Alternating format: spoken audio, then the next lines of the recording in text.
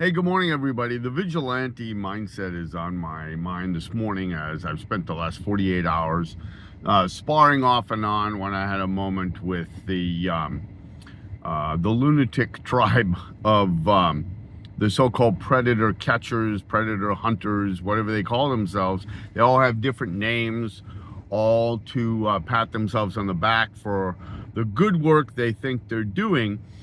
And again, let's not forget that we don't want anybody hurting children. That's true of all of us, even those of us who have been wrongfully convicted. I can spend a moment not talking about my conviction to talk about the fact that there are real kids out there and that are being hurt. And that's one of the distinctions. Basically, the so-called predator hunter get off on three things, basically. One is they love the hunt. They love the hunt. They love making it appear like they are doing God's work. And the emphasis, though, is always on the hunted. You know, like any hunter who brings a bazooka to a knife fight, they have all the advantages and the so-called predator has none of them.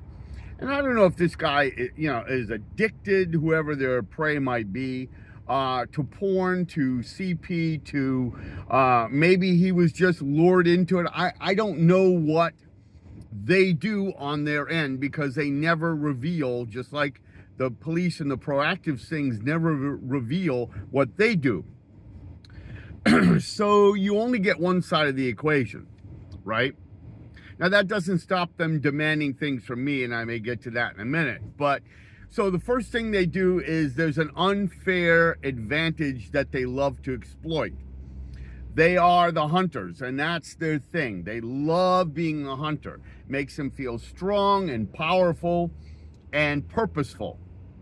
The second thing that they love is the fame. They love the fact that they're doing something that everyone would appear to agree with, which is protecting children. They get street cred from the police, from the politicians who secretly claim they want to stop it, but in reality don't, from prosecutors, and certainly from a segment of the adoring public. So the third thing, though, that they really get out of it that's connected to that is that fame or bad boy kind of,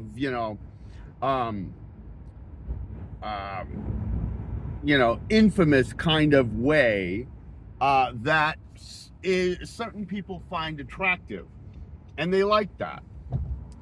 Those are the three major things that they get out of it, and you'll notice that the number one thing that you never hear is any appeal for the children. I remember Ghost CC Unit being Zayed, the punk kid, being interviewed by Joe Rogan, and everything was about those 3 points I just made. The hunt, the prey, looking famous, and getting the glory of other people. Of course, there's another element that some of them use too, which is monetizing it. That's the fourth element, but that's not in every case and in every situation. But what it is in every situation is the fact that you have no children ever talked about. So when Zayed's on Rogan, as I started to say, it's all about him and how tough he is and how, what a manly man he is. And if you could only see how he was shaking like a leaf, and I'm not a big guy, I don't make anybody shake like a leaf, but when I rushed him, when I was furious that he was going, through great lengths to film me, I didn't like it at all. And I went right at him, and I don't know what look I had on my face, but he was truly shaking like a leaf. And of course, that's not going to be in his videos. But that's not the final point I want to make here. The final point I want to make is, over and over again, when we approach these people on my site or elsewhere, and we challenge them with either their illogic, the logic of the cases that we are bringing up on the proactive stings, the simple charity, if you want to call it that way, of admitting that sometimes people get caught in stings like the proactive stings, which vigilantes very often are no part of.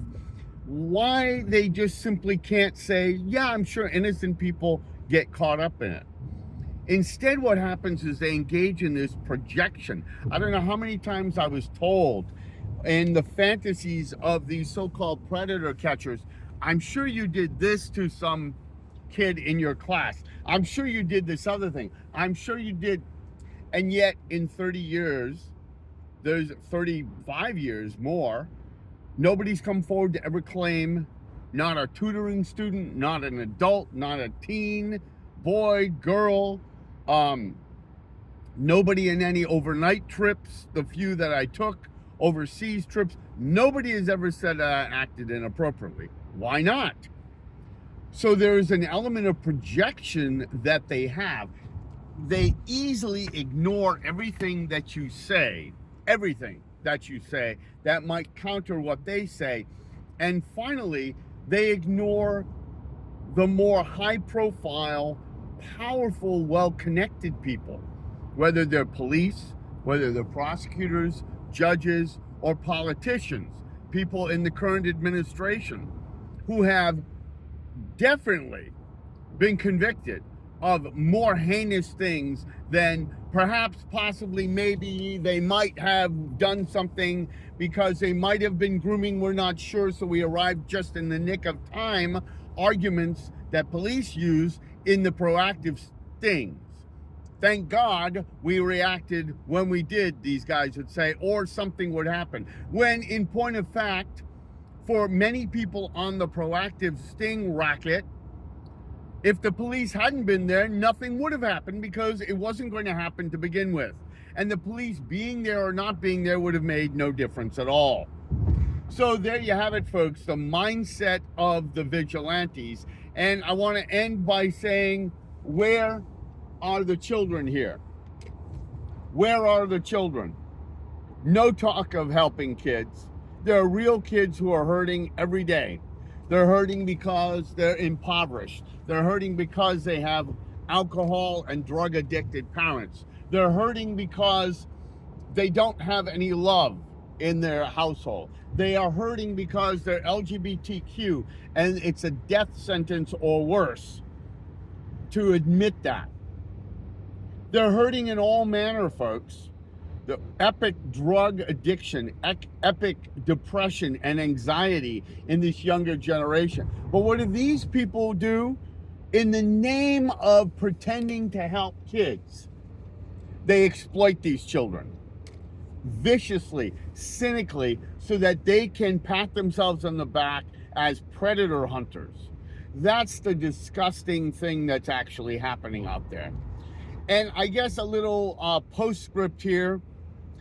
I have spent a lot of time delving into what my behavior was that led to me trying to help somebody and maybe blinding me to the fact that there may have been a police sting.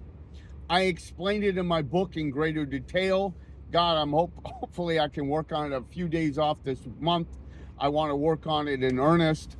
But, you know, there's also the Messiah complex. There's a lot of things that I think about. And I compare to other people similarly caught in proactive stings.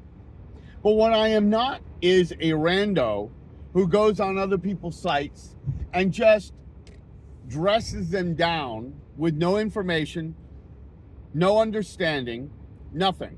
I point out the inconsistencies. I point out the hypocrisies. I point out information that is in the record or in the research that they apparently don't know or perhaps don't even want to know. That I do. But I spend time thinking about what this and how this fits into the larger war on sex. But what I will not do is yield to a rando who hides in the shadows and does not come out, will not engage any of us who are fighting this injustice, who will insist that because there are people who have done something that they have caught, who, and I have to take their word for it because I don't know what they do to lure people, but assuming they're telling the truth, it's a shame that they cannot see that there are those of us who actually didn't do things, and they can't even give that minor bit of grace. That to me shows that they're not people who really value the truth at all, and they're doing, again, nothing